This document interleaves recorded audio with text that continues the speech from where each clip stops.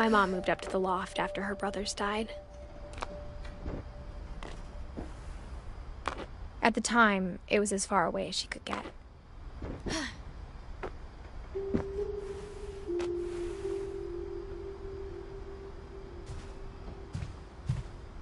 She spent a summer building houses in Calcutta, where she met my dad, Sanjay.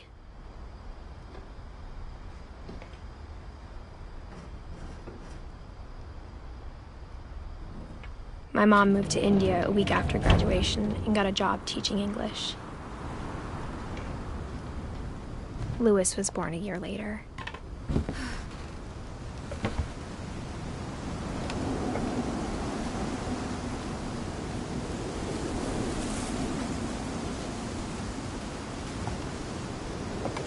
When my dad died, I don't think Mom knew where else to go. I'm sure Edie was happy to have her back. And to see kids in the house again.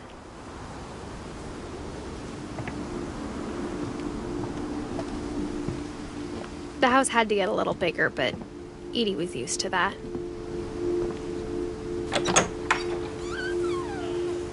And for a while, things were good. Almost normal. But it didn't last.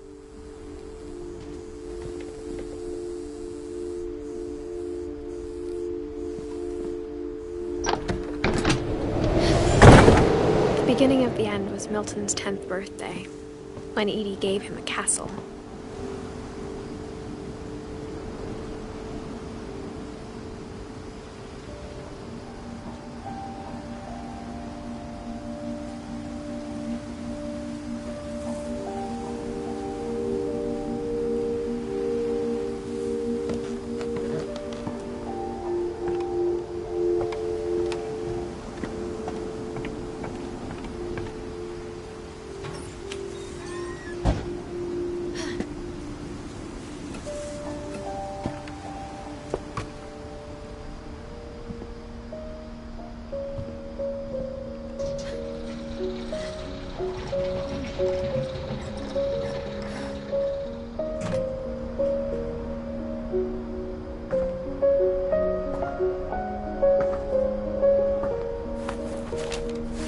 Milton Finch in The Magic Paintbrush.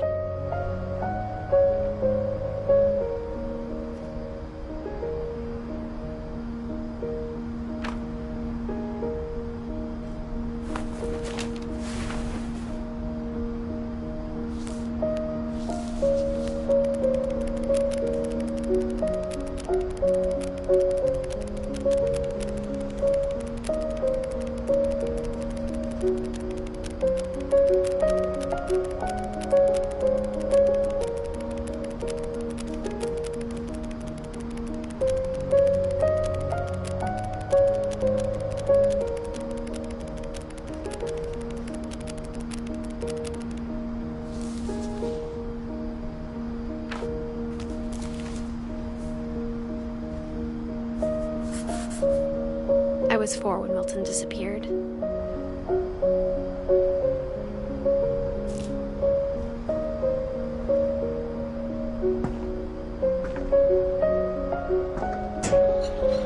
Mom spent months searching for my brother. Then she sealed the doors.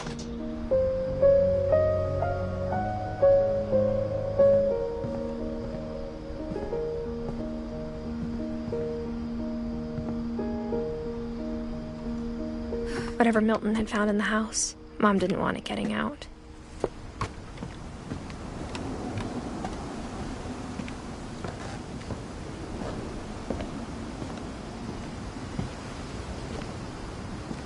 Mom definitely blamed Edie, but I think Louis blamed himself. After he graduated, he just spent more and more time in his room, until Mom got him a job at the cannery.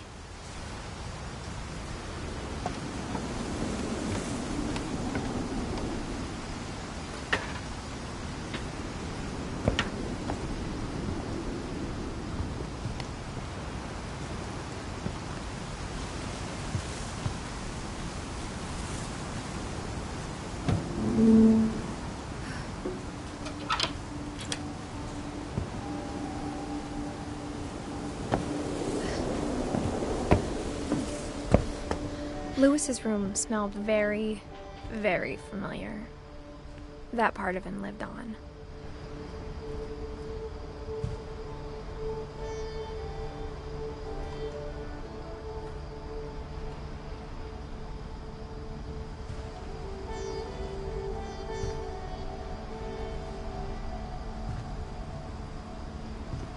Lewis and I spent a lot of time playing games together, but he was surprisingly bad at them. He died a lot.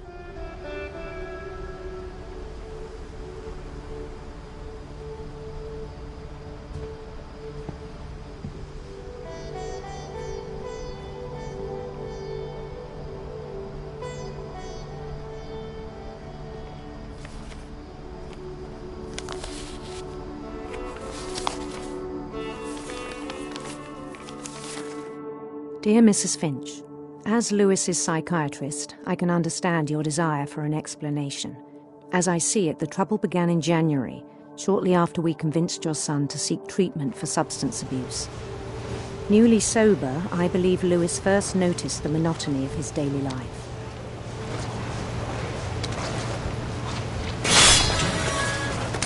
He kept working at the cannery, but he withdrew part of himself. In our sessions, I saw the same behavior. His mind began to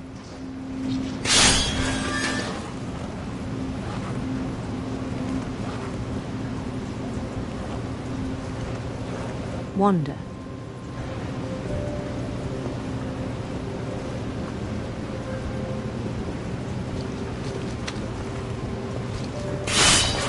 I asked him to describe it.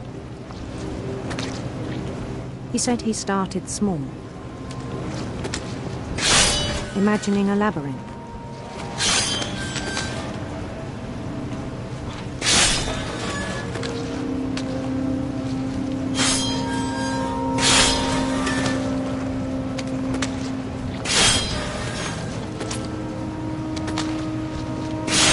He'd feel his way about.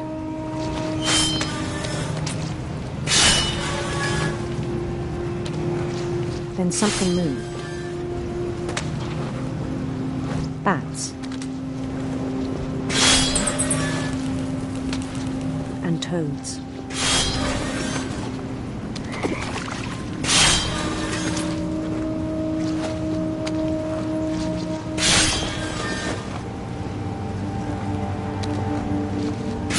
And things that have not names.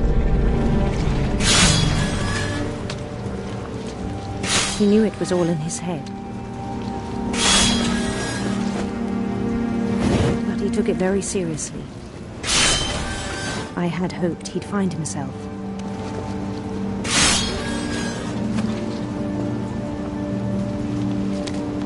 But he found something more.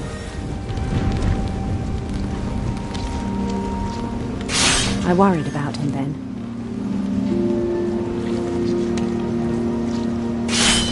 Daydreaming at the cannery.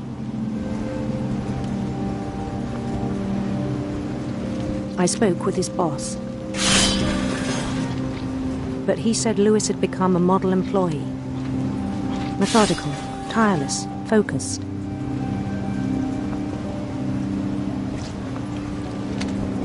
Like a whole new Lewis. So I let him go on.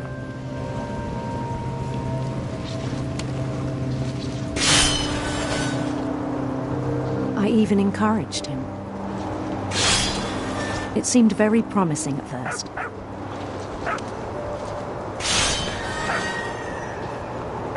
He told me he'd made a new friend.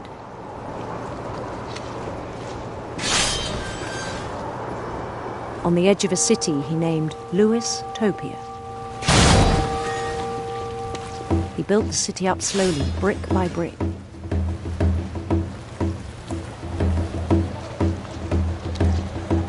Then he made musicians.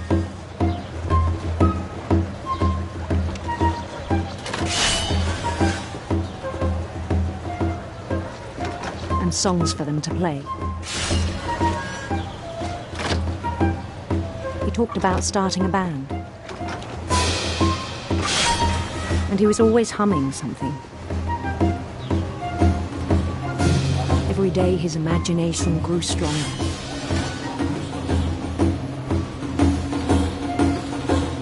He no longer spoke at the cannery, but his chopping was as reliable as ever. Then one day it struck him that all the cheering crowds, even the stones under his feet, were all in his imagination, so he could do whatever he wished.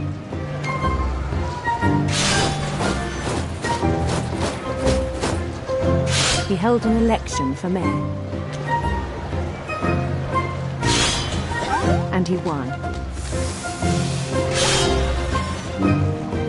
They begged him to stay, but his mind was already wandering. It became a game for him.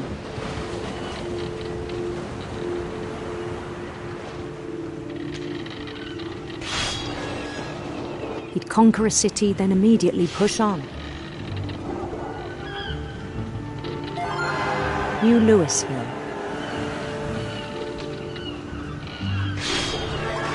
St. Louis. He started drifting away from our reality.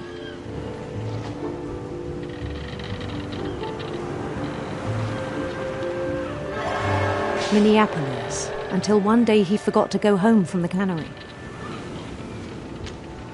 Even as his mother pleaded with him, part of Louis kept sailing on.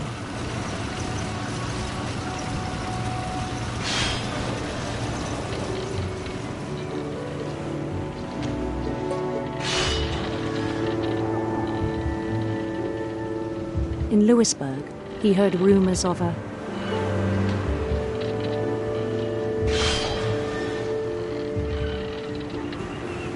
handsome queen.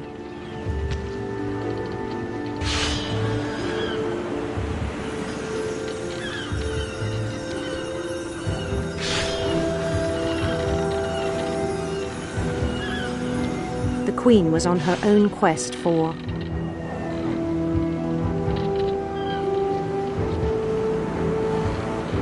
sinister serpents.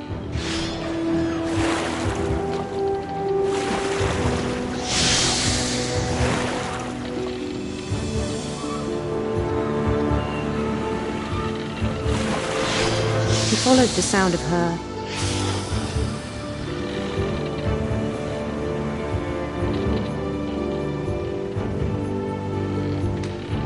silver harp.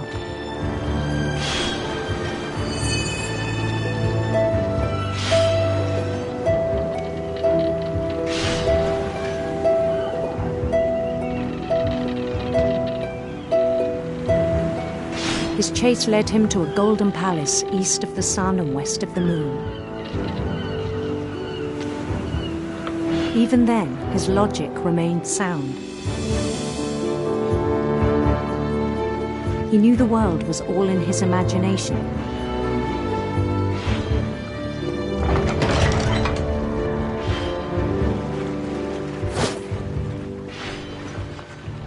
But he was so proud of having created it.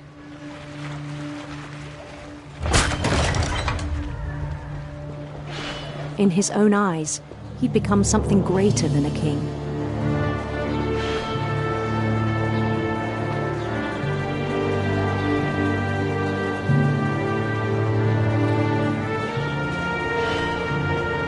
For someone who'd never known success in the real world, I think it was overwhelming. And then it struck him that the real Louis was not the one chopping salmon, but the one climbing the steps of a golden palace.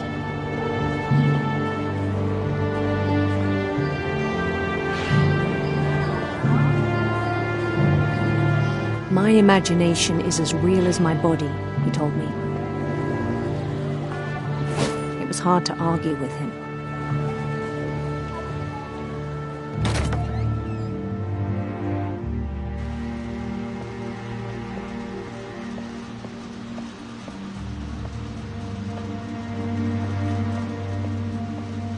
Began to forget the world we know.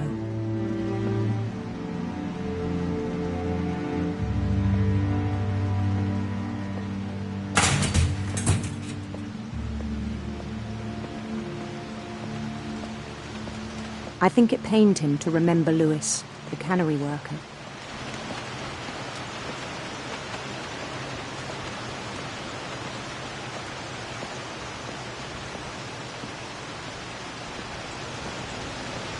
He began to despise the man with a royal contempt.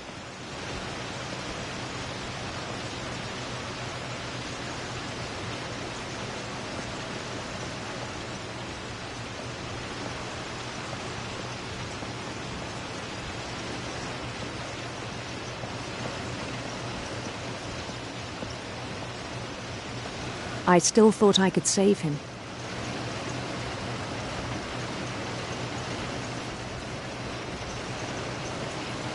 Even after he said he was being crowned king over all the lands of wonder.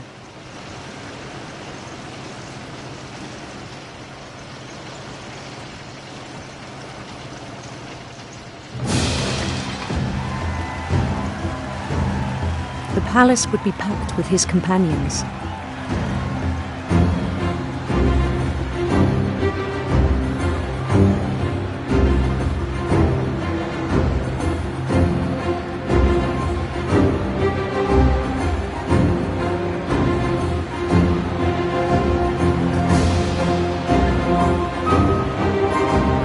Including the wise Calico who'd insisted on inviting him.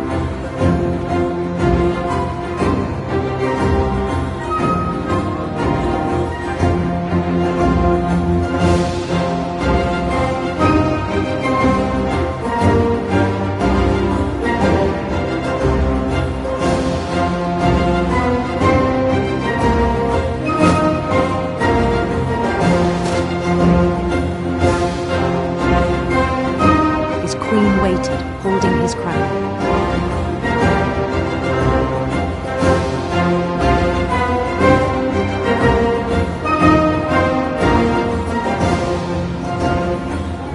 There was only one thing left to do.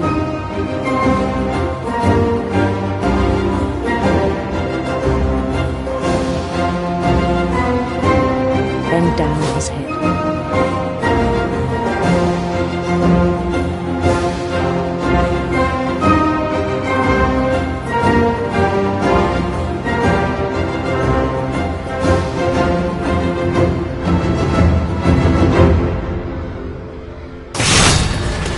I think you know. Mrs. Finch, your son was a kind man who will be missed by all of us who knew him.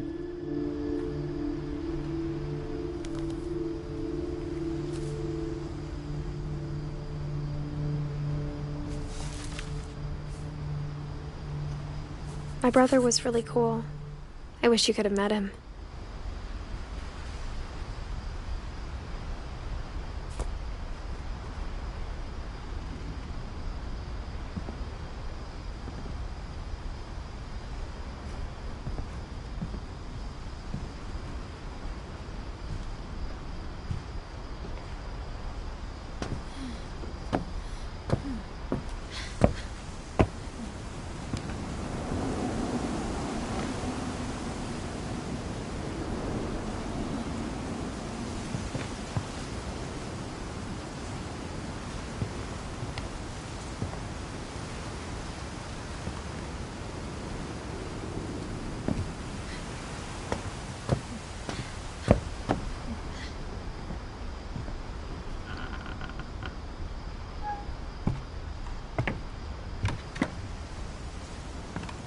On the way back from Louis's funeral, my mom told me to start packing.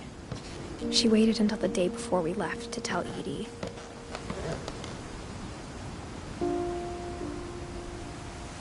I'm not sure if she wanted to make it easier or harder.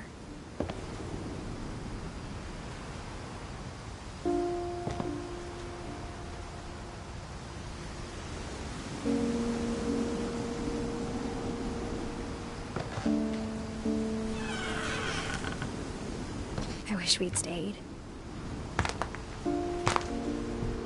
But I understand why we left.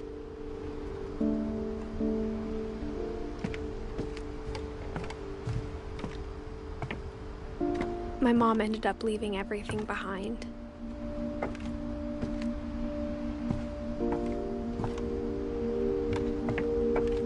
What happened that night had been coming for a long time.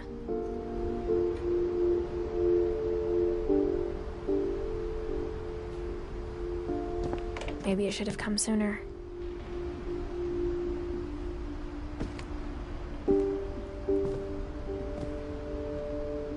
But it had to end one way or another. All that's left now is to tell you about that last night.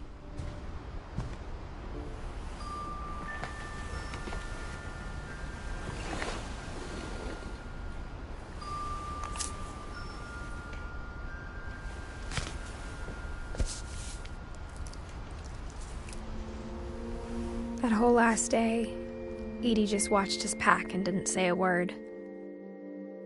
Until supper, when she raised her glass and said, "To our final night together, and all our final nights apart."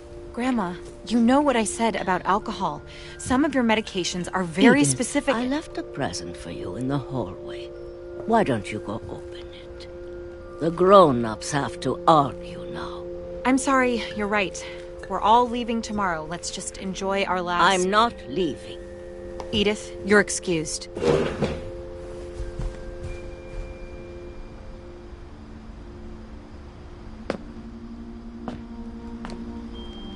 The power had been shut off that morning, but Edie always had plenty of candles. When my mom sealed the library, I don't think she knew about the other entrance. Or that Edie had a key to it.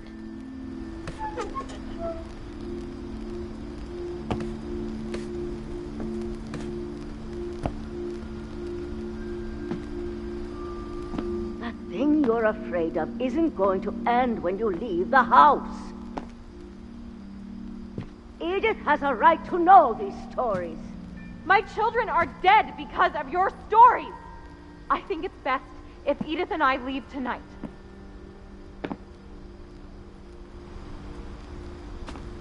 We'll have the nursing home send a van for you in the morning, okay?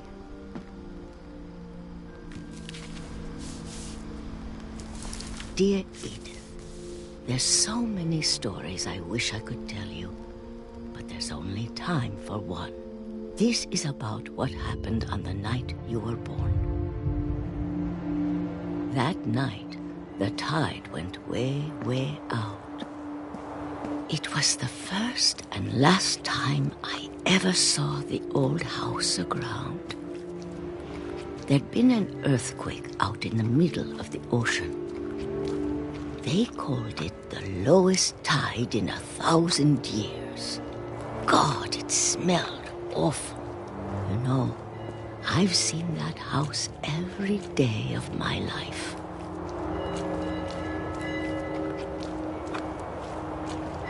But I never thought I'd go back to it. When the fog rolled in, I lost my way.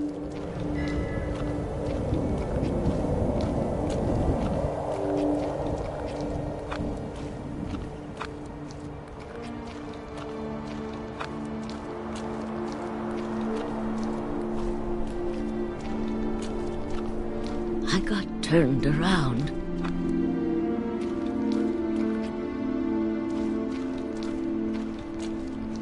For a while, I wondered.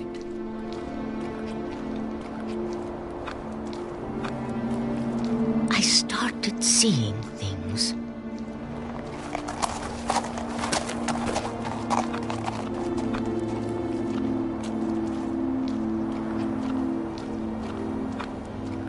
Things I'd forgotten had ever existed.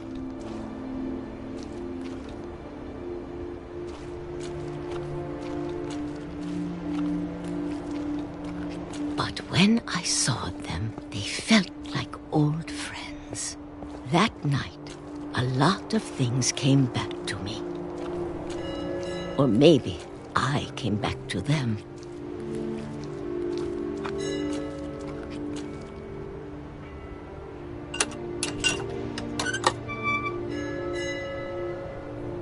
Things I can't explain, but that I need you to try and... Edith, what are you doing in here? It's mine. Edith! Mom, you're gonna rip it. Let go. I kicked and screamed, but Mom dragged me to the car. I never saw Great-Grandma Edie again. The next morning, the van came to pick her up, but she was already gone. After that, we moved around a lot.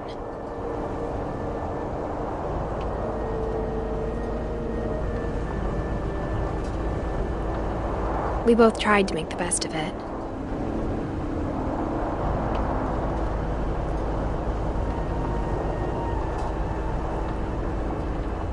A few years went by.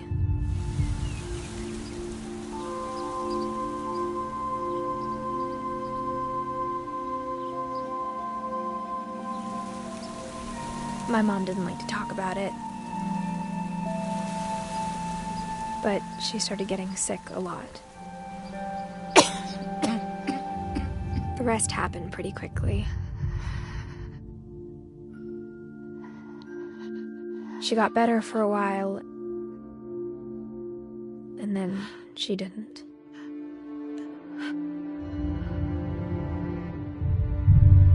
And then I was alone. The last Finch left alive.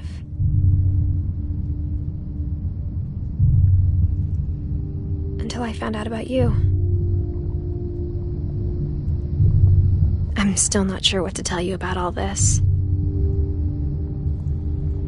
If we lived forever, maybe we'd have time to understand things. But as it is, I think the best we can do is try to open our eyes.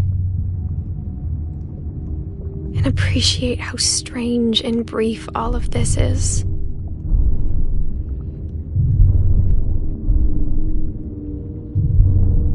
This journal was supposed to be for you. But now I hope you'll never see it.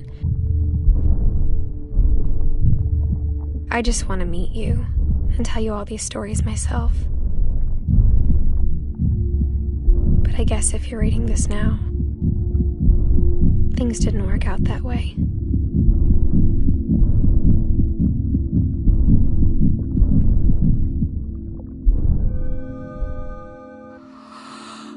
This is where your story begins. I'm sorry I won't be there to see it. It's a lot to ask, but I don't want you to be sad that I'm gone. I want you to be amazed that any of us ever had a chance to be here at all. Good luck.